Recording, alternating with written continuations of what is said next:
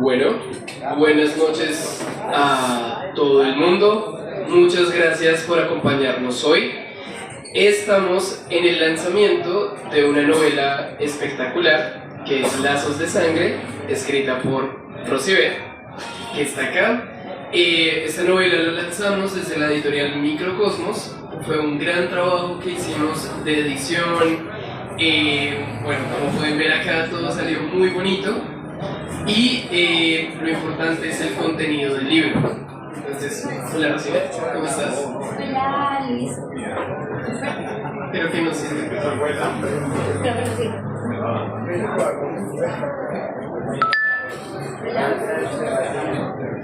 Bueno, pequeño problema técnico. Muchas gracias Luis.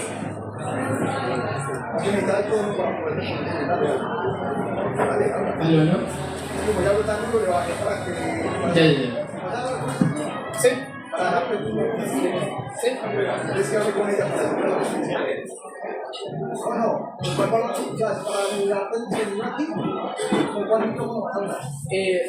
Hablemos que vamos a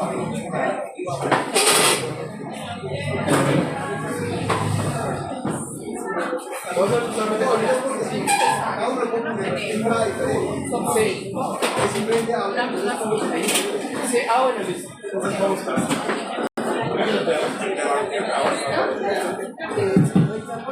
Sí, ya está. Bueno, muchas gracias a todos por venir y por acompañarme en el lanzamiento de hoy. Es la primera novela que yo publico como tal, pero yo llevo escribiendo aproximadamente desde los 15 años, subiéndolo a todas las plataformas. Y mi primer trabajo fue con la editorial de Microcosmos, que les agradezco muchísimo, especialmente a Luis, por todo el trabajo de edición, maquetación, y la verdad fue una experiencia increíble, fue súper bonita. Entonces, ya, me dijiste que tenías algunas preguntas. Claro, bueno, gracias Rosy. Sí, entonces la novela son algunos relatos muy oscuros, algunos muy gráficos también. Entonces yo quería preguntarte, pues, que nos contaras más bien de qué se tratan los relatos, cuántos relatos hay y básicamente cuál es tu inspiración para todo este proceso de escritura. Pues mi inspiración principal fue en la mitología latinoamericana. Yo tengo acá cuentos de distintos géneros. Tengo uno que es ciencia ficción andina. Tengo otro que es terror distópico ambientado en Latinoamérica.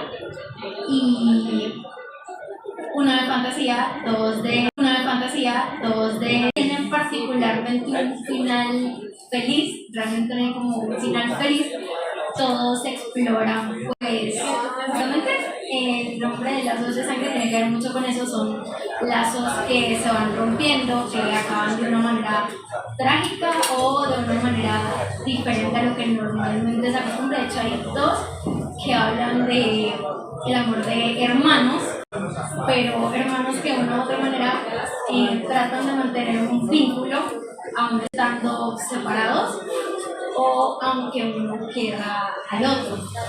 Entonces, básicamente, toda la inspiración viene justamente en la mitología latinoamericana. El vampiro, que yo tengo, los dos que tengo dentro de los cuentos, no vienen de la mitología vampírica europea, sino de la mitología del vampiro costarricense. En Costa Rica hay un mito sobre un vampiro que de hecho es básicamente desde donde sacan todo lo que es la piel pálida. De hecho, justamente ese mito en Costa Rica es que sacan, digamos, a la tipología de vampiro que se ve en las películas, el que es todo pálido, que se ve muy hermoso, muy gráficamente, que es muy estético. Porque la mitología del vampiro rumano, que es donde muchos creen que viene el mito, es más una criatura demoníaca, una criatura horrible. En cambio, el vampiro costarricense tiene mucho que ver con la estética, con que tiene que atraer al ser humano y por eso son muy hermosos. por eso es que se ven muy pálidos, muy estéticamente agradables. Entonces, y tengo también uno que ciencia ficción latina, que yo, digamos, mezclé un poco lo que es la mitología inca con toda la idea que tienen algunos de que tanto los mayas como los aztecas, incluso los incas, tuvieron ayuda extraterrestre para construir todas sus civilizaciones. Entonces, mi libro es eso, una inspiración muy latinoamericana, tanto de mitología como de cuentos, todos los relatos tienen que ver mucho con la cultura latinoamericana. Creo que sí. Sí. Bueno, sí, suena muy interesante. Pero entonces, de tantos relatos y tantas experiencias, ¿cuál sería tu favorito? Si tuvieras que elegir uno. Mi favorito es el penúltimo, me parece, que es Guerreros de Luz y Sombra. Ok, ¿de qué se trata? ¿Por qué es tu favorito? Pues es mi favorito principalmente por la manera en que puedo mezclar la fantasía. El relato trata sobre dos hermanos, elfos de distintas especies que fueron separados, porque se supone que las especies no pueden mezclarse, y trata de cómo ellos están envueltos en una profecía que eventualmente uno u otro tendrían que sacrificarse para proteger su pueblo, el mundo. De hecho, está ambientado en el Amazonas. Todo lo que es la ambientación es amazónica. Y la verdad es mi favorito porque uno de los que más me gustó, es uno de los que recuerdo con más cariño, que me gusta muchísimo esa obra. Y porque creo que la relación de ellos se presta a diferentes interpretaciones. De hecho, una persona cuando se lo mostraron conmigo, pero ¿qué tipo de relación tienen ellos? Porque como que no queda claro que son hermanos, o el tipo de relación que tienen. Bueno, pues eso también es mucho a lo que se ve normalmente, que tú no sabes, mayormente no sabes que las personas son hermanos hasta que los conoces o te lo dicen, si no se parecen en nada. Entonces tiene que ver mucho con esa relación implícita entre ambos y cómo pese a la distancia ambos se siguen queriendo, siguen manteniéndose unidos y siguen manteniendo esa cierta complicidad de conocerse bien el uno al otro. Claro, a mí también me gustó mucho. Yo creo que también optaría ese como mi favorito. Pero bueno, podemos discutirlo. Nombraste algo muy importante que es la reivindicación de la historia latinoamericana por medio de la mitología. ¿Cómo llegas a esa idea? ¿Sí? De rescatar los mitos o la cultura latinoamericana, y por qué crees que es importante hacerlo, digamos, en un libro de este tipo, en relatos. Pues esta idea viene justamente un poquito desde la universidad, pero incluso antes, creo que vendría desde el bachillerato, porque suelen, por lo menos en Venezuela, y yo notaba aquí con mi hermano estudiando, no hay mucha énfasis en la historia latinoamericana como tal, más allá de la colonización. No se habla de nuestras lenguas indígenas, de nuestras tradiciones, de todo lo que nos forjó como continente, y que Latinoamérica está llena de cultura, llena de historia, tenemos muchas mitologías diferentes, la guayú, la inca, la azteca, la maya. Incluso Estados Unidos tiene pueblos indígenas como los maca, los cherokee, los quileutes, de los que no se habla, de los que no se sabe nada, porque todos se fueron perdiendo durante la colonización. Y de hecho no se estudia sobre ellos, muchas lenguas se perdieron, muchas tradiciones se perdieron. Y yo siento que se nos enseña mucho la historia y las culturas de otros lugares, pero no la propia. Nos enseñan mucha mitología griega, mucha mitología romana. Y, por ejemplo, yo que estudié letras, teníamos todo un departamento que se llama Literaturas Occidentales. Nos hablaron de romanos, nórdicos, incluso egipcios, pero cuando uno va a lo que es ya la parte de literatura latinoamericana venezolana, no se habla absolutamente nada de nuestra mitología ni de la cultura que teníamos pre a los españoles, sino que todo viene como un después, nunca se habla de ese antes. Por lo menos mi abuelo paterno tiene raíces indígenas. E incluso también fue un poquito de cierta, digamos, rabia o resentimiento de que aquí en Latinoamérica usan mucho la palabra indio, indígena, para ofender a alguien, cuando no debería ser así. Esa es nuestra cultura, son nuestras raíces y se debería dar más valor del que se le da. Claro, incluso hay una problemática muy grande, digamos aquí en Colombia, cuando se extermina a un líder social, a un cacique, a algo así muy grande, que no solo pierden la cultura, sino que la lengua. Y ya no hay manera, porque los indígenas solamente transmiten sus tradiciones de manera oral, ¿sí? No escrita, sino oral. Entonces, que una persona de esas desaparece la lengua, desaparece la cultura, la enseñanza, las historias. Y por eso yo creo que es también tan importante poner estas historias en papel y escribirlas. Al menos que no sea con la lengua de ellos, pero que sí cuenten las historias de ellos. A mí me parece súper importante. Yo acá tenía unas preguntas escritas también.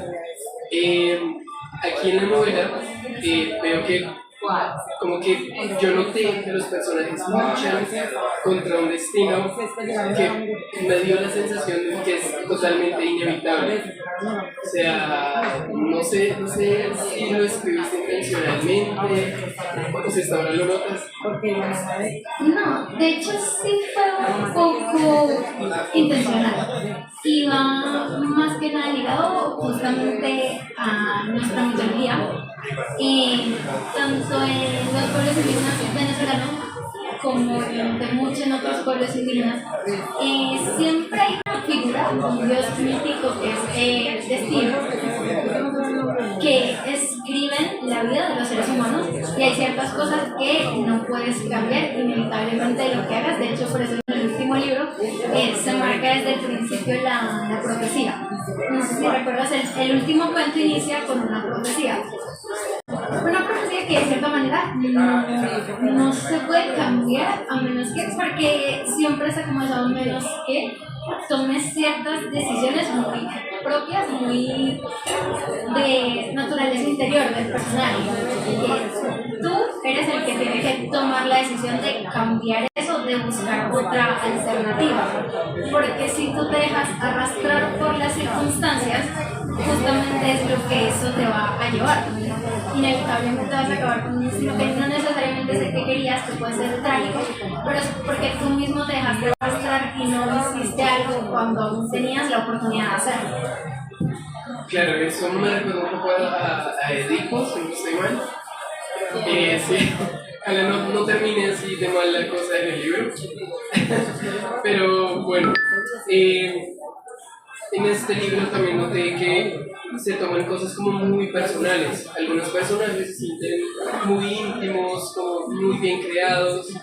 Yo me pregunto, ¿de dónde nacieron esos personajes? ¿Tú crees que es una vivencia personal tuya o es el resultado de una investigación ya literaria que viene de otro lado? ¿O crees que más bien nacen de ti los personajes? Pues un poco de parte y parte. Muchos de mis personajes son inspirados en mis amigos, en personas cercanas que tienen distintas vivencias y un poquito de investigación. Que a mí me gusta escribir personajes que se sientan reales, por eso trato de partir de una base como de personas que ya conozco, así sea por lo menos para la base, porque me gustan los personajes humanos, que de verdad puedan sentirse realistas, que se equivoquen, que tengan momentos felices, momentos tristes, pero que sean realistas, personajes con los que te puedas identificar. No como, no es que este personaje es muy perfecto, obviamente nadie puede ser así, no me gustan ese tipo de personajes. Sí, a mí tampoco me gustan este tipo de personajes y es algo que se ve mucho en todas las historias, que no es villano, no es un villano al que toque derrotar, sino que todos los personajes se ven como sus tonos grises, algunos de momento se vuelven muy oscuros, otros no tanto. y eso le da mucha intensidad a la novela, a cada relato. Pero entonces, ¿cómo es el proceso como escritora para equilibrar esos momentos muy malos, muy buenos en el personaje? Pues yo tengo algo y como escritor los personajes nos hablan también, porque hay momentos donde creo y le ha pasado también a otros compañeros a los que he tenido la oportunidad de entrevistar para editorial, que uno empieza, uno parte de una idea, de una noción, dice no, este personaje va a seguir esta línea porque yo quiero que vaya por este camino, y al final a veces hay momentos donde el mismo personaje va como, no, yo no me sentiría de esta manera en esta situación, creo que vamos mejor orientado hacia el otro lado. Entonces es mucho también de escuchar la voz de escritor que todos tenemos y saber en qué momento queda bien una emoción o una acción en particular y cómo eso va a afectar al personaje, porque lo importante es que también hay un desarrollo, una especie de crecimiento, una especie de cambio, que la historia no se sienta lineal ni atrapada. Bueno, a mí también me parece muy emocionante este tema. Y yo me preguntaba de todos los personajes que hay en el libro, si no te importaría darnos un spoiler de qué es lo peor que hizo un personaje en algún relato tuyo. Pero si no te molesta dar un spoiler. De hecho, sí lo voy a dar. Creo que lo peor. Porque hay muchas cosas malas que pasan en este libro, muchas cosas muy dramáticas. Pero ¿cuál es? No, te falta finales felices, no vas a estar hablando, por favor. No, o sea, hay cosas muy oscuras. Pero debe haber algún personaje que haga algo que tú digas, ¿cómo este personaje pudo hacer esto?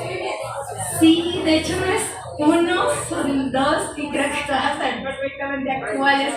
Me refiero a los que acaban comiéndose de la manera más literal al personaje que ellos amaban, únicamente por el concepto de que si no es mío, no es de nadie y no lo pienso compartir.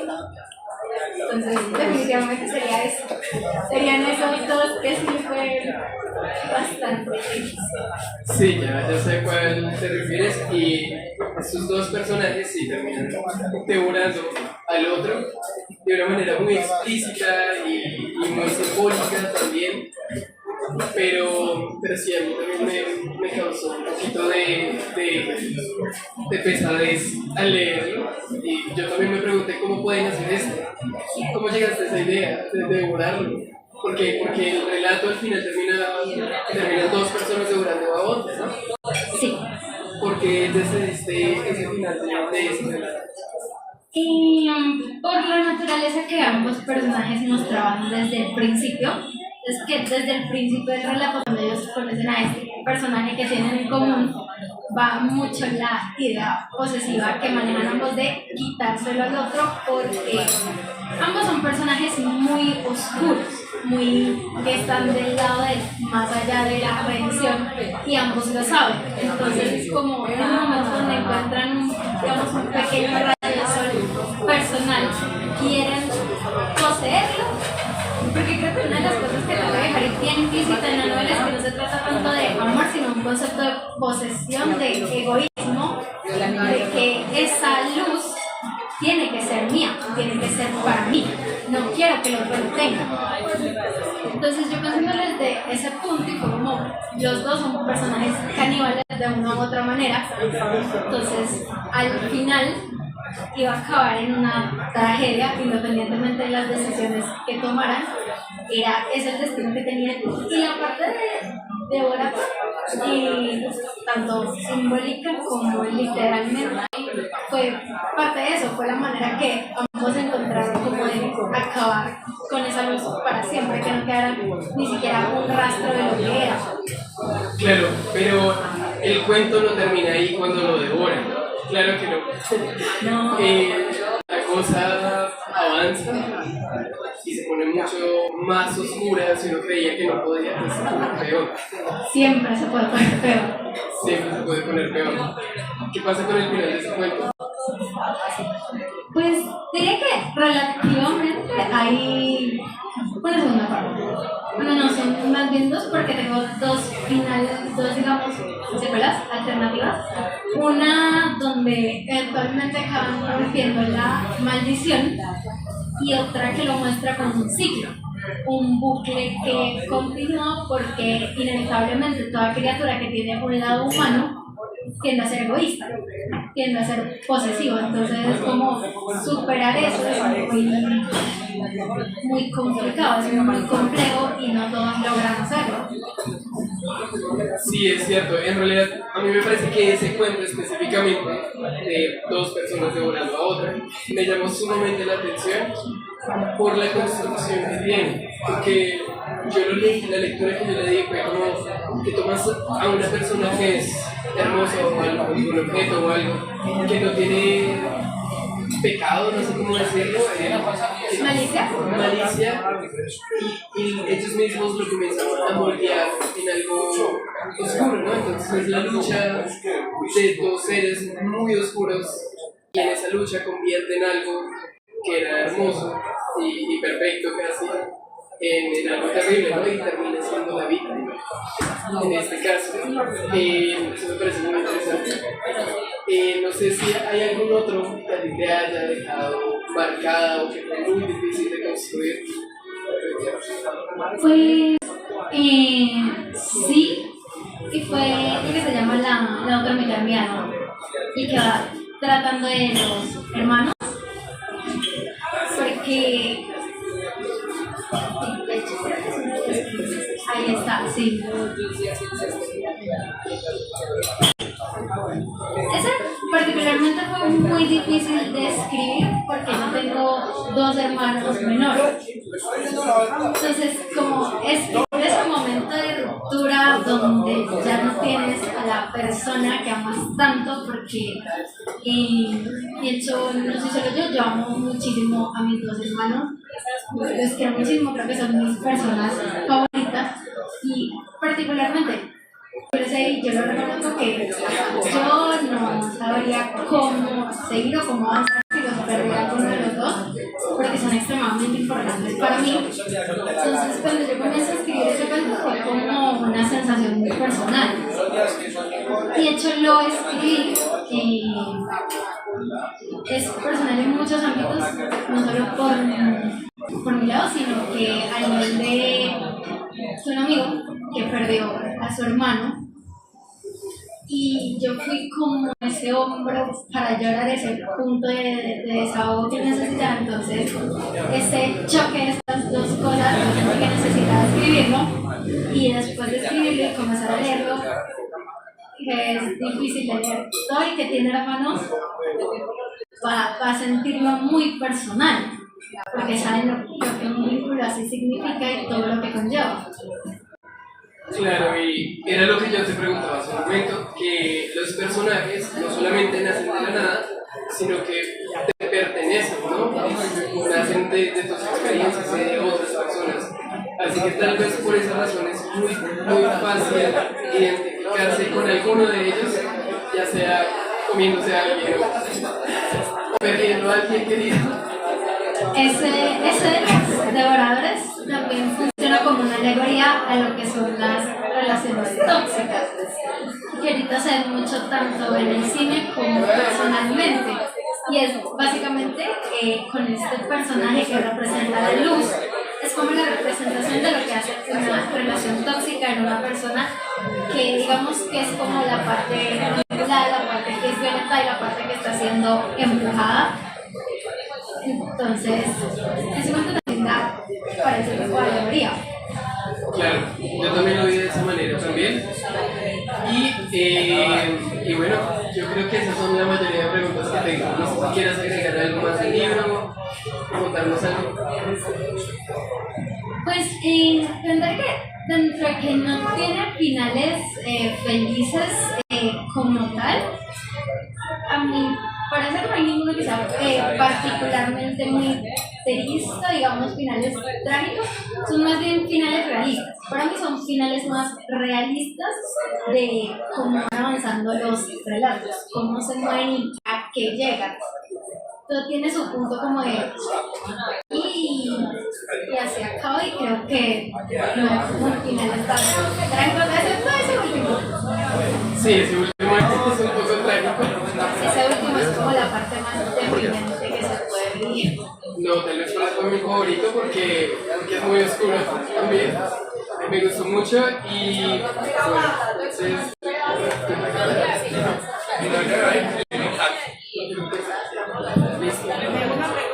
Sí, pregunta del público.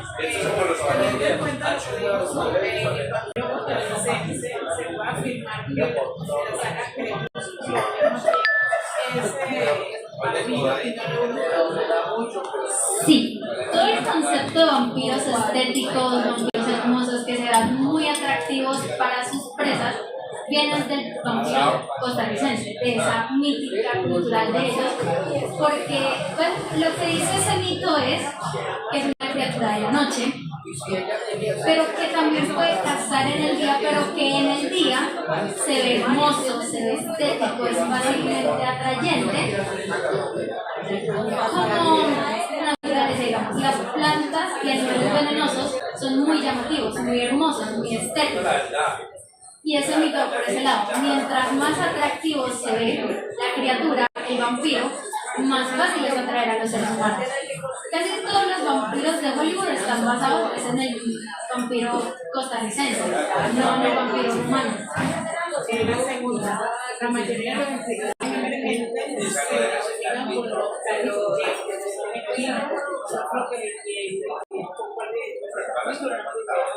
yo no me identifico tanto con los trágicos griegos, porque el mío va más hacia justamente los mitos latinoamericanos. Un libro habla de apuntar y básicamente estos trágicos representan la sociedad.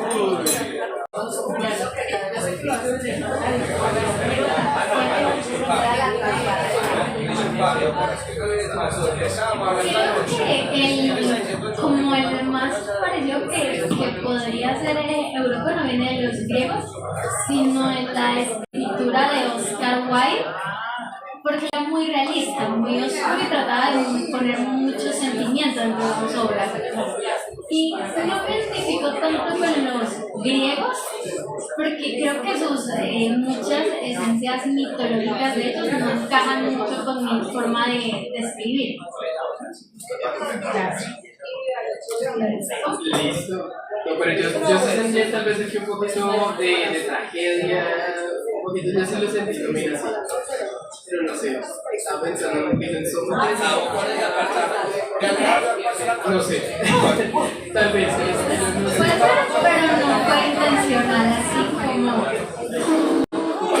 tragedia griega. Bueno, no sé si el público quiere preguntarle algo más aquí a nuestra autora, aprovechando que está acá. ¿Preguntas? Bueno, recuerden que acá pueden igualmente revisar el libro, si lo quieren adquirir. La autora también lo va a firmar. Y bueno, muchas gracias, Rocío, es muy chévere hablar contigo. Gracias a ti, Luis. Muchas gracias a todos.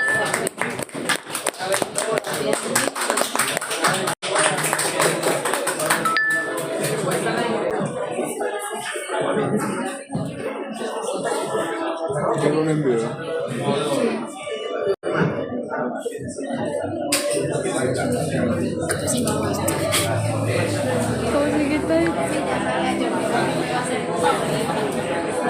Sí, claro.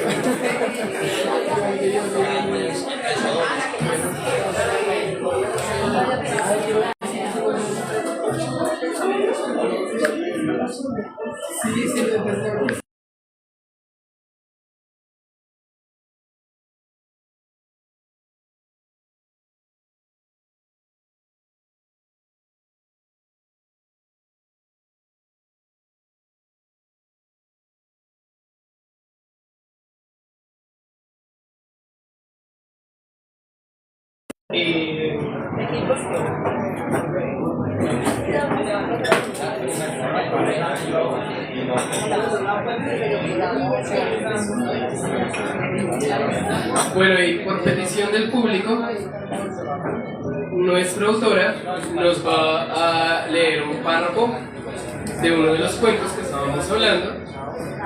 Es un poco oscuro, así que por favor discreción. Y bueno, aquí vamos. Hola, hola.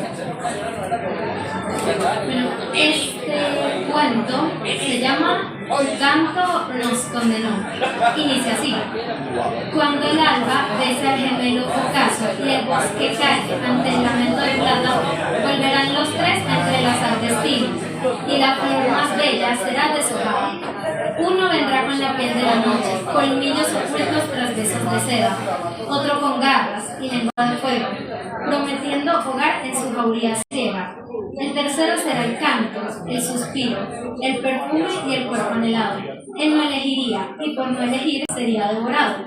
Amor será hambre, deseo, cadena, caricia, herida, piel y condena. Y así será una y otra vez, hasta que uno rompa el ciclo, no por querer, sino por soltar.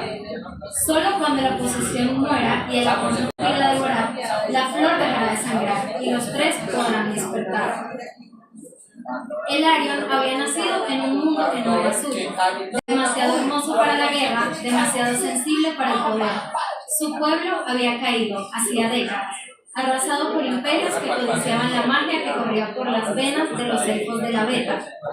Él había sobrevivido, apenas, escondido en las entrañas del bosque de Vireleno, como un suspiro que el viento se olvidó de borrar.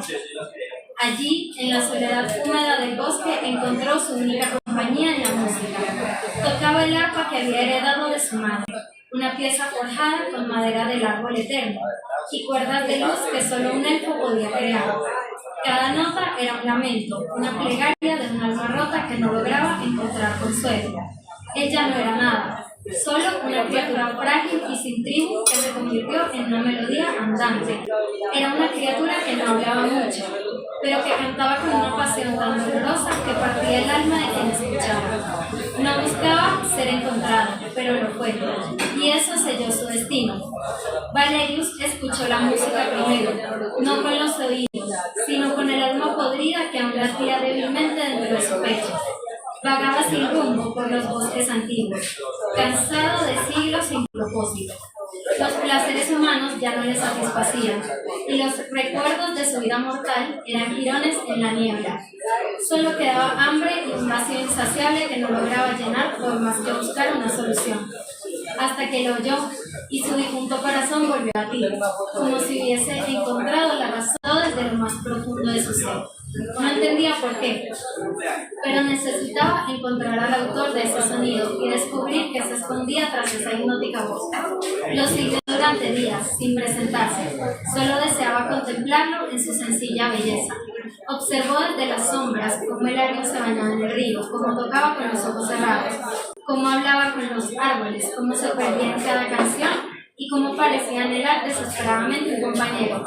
Sintió algo encenderse en lo más profundo de su alma y creyó que finalmente podría experimentar aquel sentimiento que había sido tan esquivo para él. Sin embargo, estaba muy equivocado. No era amor, era una necesidad bruta y poderosa que llenaría sus pensamientos y guiaría sus acciones en el futuro. Quiero conservarlo, se dijo una noche mientras se mordía los labios manchados de sangre ajena. Quiero sellarlo en el tiempo. Saboreó la sangre restante en sus labios y se imaginó cómo sería tenerlo para sí mismo. Que su canción sea solo para mí. Una emoción oscura burbujeó en su interior ante la simple idea de poseer al ser de inigualable belleza. Que sea solo mío por el resto de la eternidad. Y esa idea se volvió semilla de una obsesión que no podía detener. Caer era un espíritu salvaje e incontrolable que no conocía la ternura ni la compasión. Su vida había sido lucha, manada, territorio, pero algo en su interior siempre estuvo roto y nunca pudo entender que era eso que lo marcaba y lo separaba de sus hermanos. Nunca encajó y nunca quiso ser uno más, aunque siempre fue leal a su pueblo. Cuando se exilió en Virelén buscaba un lugar donde morir en paz y acabar con ese dolor que consumía su ser. Entonces olió algo que atrapa a la bestia que yacía en su interior. Era un aroma diferente de todo lo que había percibido antes, y si no estuviera allí, creería que tal fragancia era una invención.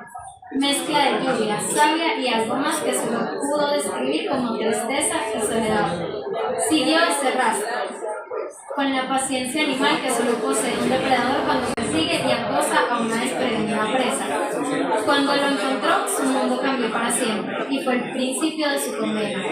Vio al elfo cantar y algo se quebró al escuchar la deprimente melodía. ¿Qué es esta criatura?, se preguntó conteniendo el gruñido. ¿Por qué quiero estar cerca? Se sintió frustrado por los sentimientos desconocidos que la criatura generaba en él. ¿Por qué quiero tocarlo? Los lobos no aman, le habían dicho, pero él comenzó a amar. Y con el amor vino el instinto salvaje que solo había escuchado cuando sus hermanos se emparejaban.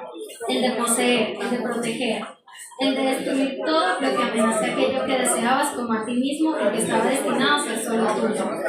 Cuando el Arión descubrió que no estaba solo, sintió miedo, pero no huyó. Lo había sentido venir desde que entonó su primera canción en el Pacífico Bosque. Valerius fue el primero en mostrar cuando la necesidad superior su autocontrol. Apareció una noche, de pie entre la bruma, como una visión arrancada de un pergamino olvidado, o aquellas estatuas de dioses que su pueblo creaba para los altares y ofrendas. Estaba pálido, inmóvil, sin embargo sus ojos estaban llenos de hambre y veneración. Tu música me trajo, susurró. La he escuchado durante mucho tiempo. El Arión se sintió atraído al instante por el misterioso extraño, y por primera vez en años habló.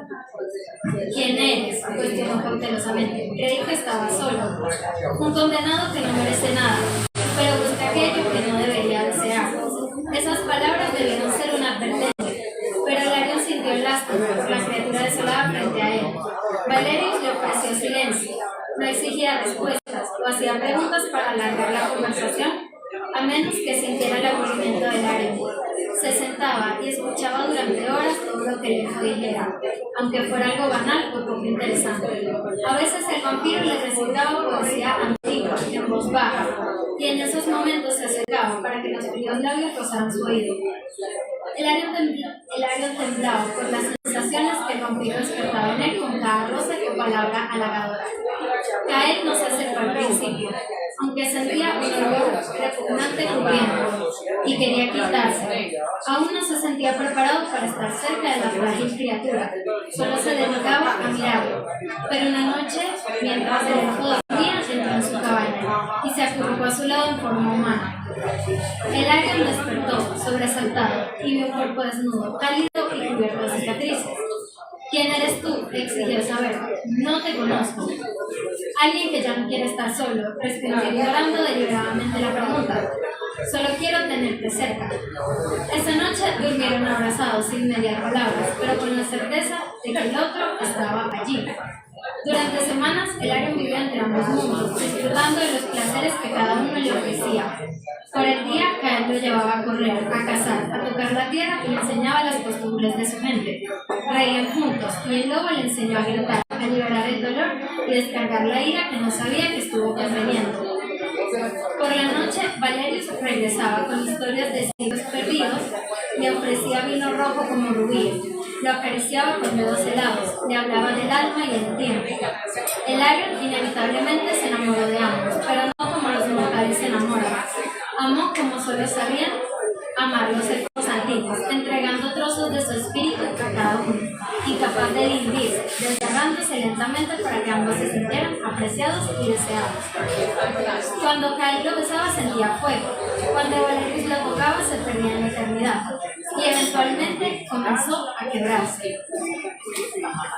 Bueno, muchas gracias. Bueno, esta es una parte del cuento del que estábamos hablando hace un momento. Y si quieren adquirir este libro, lo tenemos aquí físico ahora mismo. Este es un libro que se imprime bajo demanda, está en la editorial Microcosmos.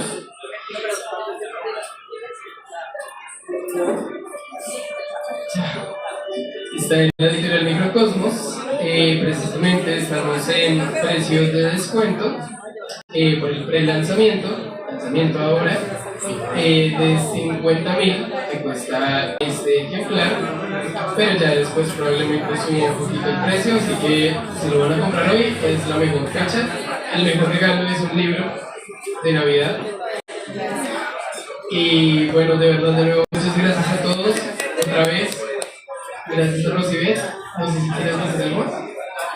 ¿No? Bueno, gracias de nuevo. Disfruten su comida.